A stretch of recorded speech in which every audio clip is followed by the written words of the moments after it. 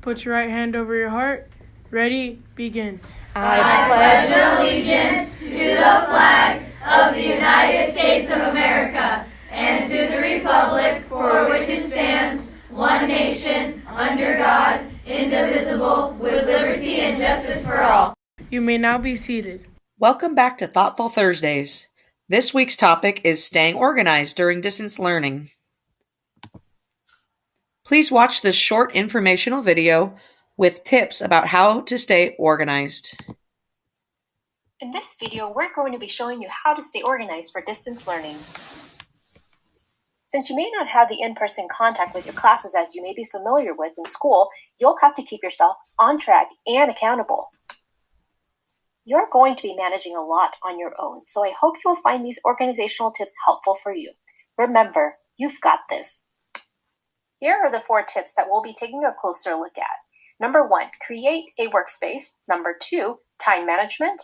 Number 3, take breaks. Number 4, use your resources. Tip number 1 is to create an efficient workspace. Having an organized workspace can help your mind focus whenever you sit down to work. You will want to find an area that is quiet and free of distractions.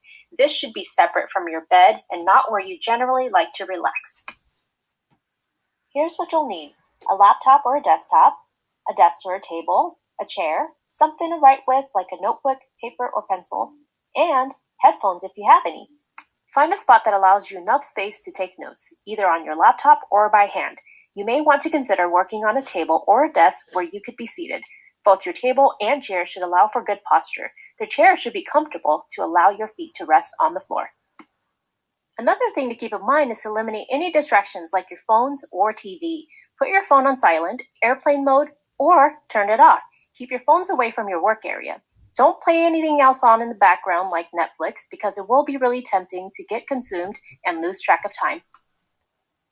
Tip number 2 is time management. Becoming better at managing time allows you to be more organized, feel confident, improve your work quality, and learn more effectively. It could also help students avoid procrastination problems.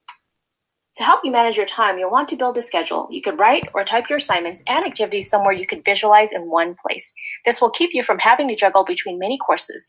You could also do this by using a list format, a physical calendar, electronic calendar, or a planner.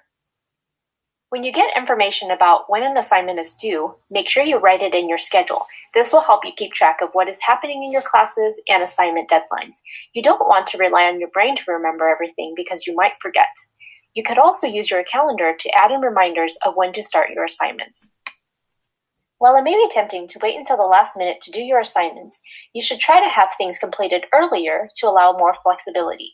Ideally, assignments should be finished a couple of days before the deadline.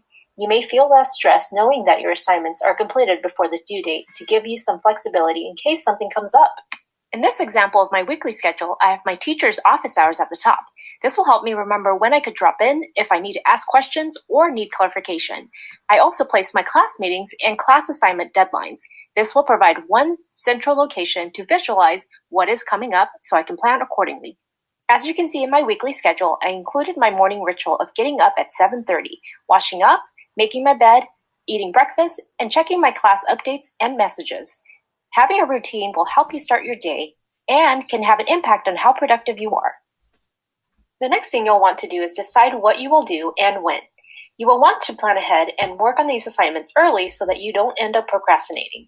Since I know when my assignments are due, I can start planning and schedule reminders to help me remember when to do those assignments. For example, I have a science assignment due on Thursday, and I know it's going to take me about 2 hours to complete, so I will decide to work on it on Tuesday and have it written in my schedule. It might feel overwhelming to have assignments that are assigned at the same time with similar deadlines, but it can be manageable if you plan ahead. Say you found out on Monday that you have 2 assignments coming up that are both due on Friday. There are different ways you can go about doing this. I will be sharing 2 ways to give you some ideas. The first way is to prioritize.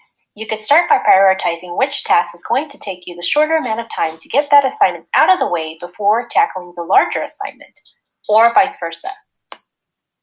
The key component is to make sure to complete both assignments early to give yourself a few days before the due date.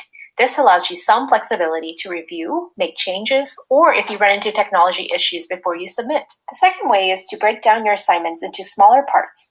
You'll need to estimate how much time it's going to take for each assignment first.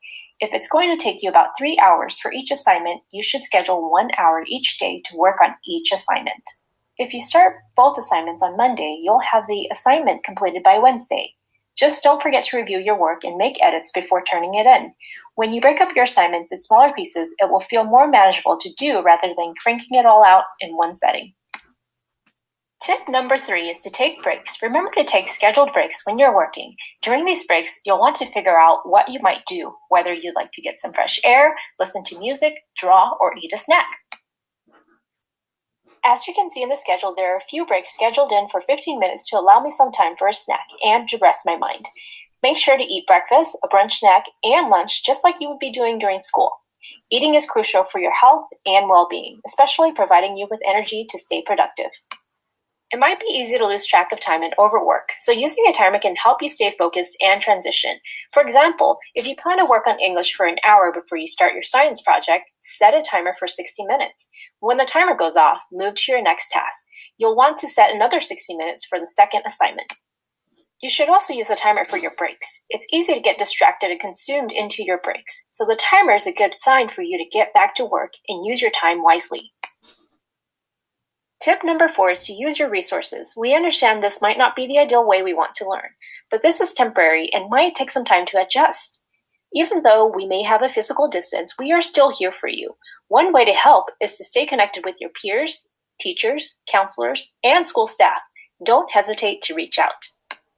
Make sure to attend your virtual class meetings, check your emails, and check your class updates daily. Most importantly, remember to ask lots of questions. You can send your teacher an email or drop in during the virtual hours if that is available. Your teachers are more than willing to help you.